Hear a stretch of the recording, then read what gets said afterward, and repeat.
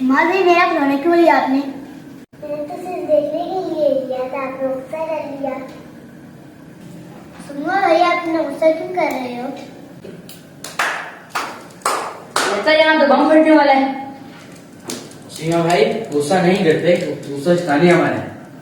शैतान इंसान को गुस्सा दिलाता है ताकि वो हमारे अमाल खराब करे और हमारी नेकियां जाया करे। गुस्सा शैतानी है हमारी, वो कैसे?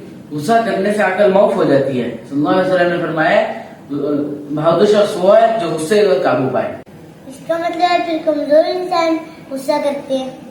मतलब भाई, गुस्सा करना शैतानी अमल है, इसलिए उस इंसान गुस्सा करेगा तो उसकी शक्ल शैतान जैसी हो जाएगी।